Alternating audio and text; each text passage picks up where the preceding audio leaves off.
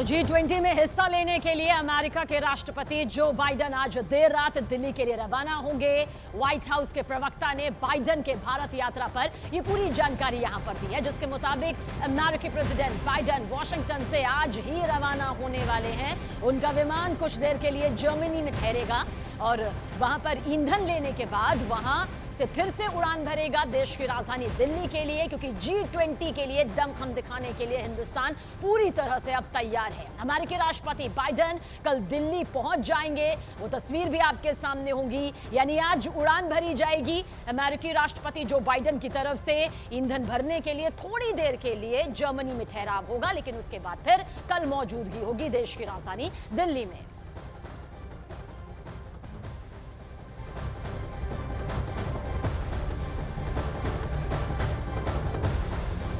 वसुधैव कुटुंबकम, यही थीम है इस बार G20 की, यानी एक परिवार, एक देश, एक भविष्य। बाइडेन G20 में शामिल होने के लिए भारत आने वाले हैं। बाइडेन एयरफोर्स 1 में सवार होकर 8 सितंबर के तड़के पालम एयरपोर्ट के टेक्निकल एरिया पर लैंड भी कर जाएंगे।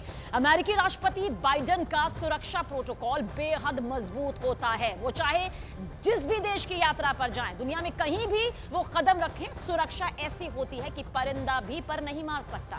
वो किसी आम नहीं बल्कि एयरफोर्स 1 विमान में किसी भी देश की यात्रा पर जाते हैं, जिसे व्हाइट हाउस का एयर वर्जन कहा जाता है।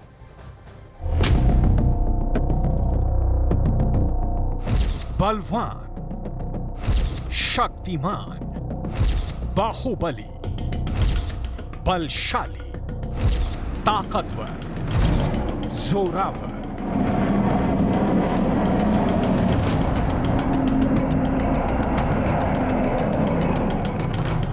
ये विमान जब हवा में होता है तो इसकी ताकत के आगे बलवान के सारे पर्यायवाची बौने हो जाते हैं, क्योंकि ये है दुनिया के सबसे शक्तिशाली शख्सियत का सबसे बलशाली विमान। नाम है एयरफोर्स 1।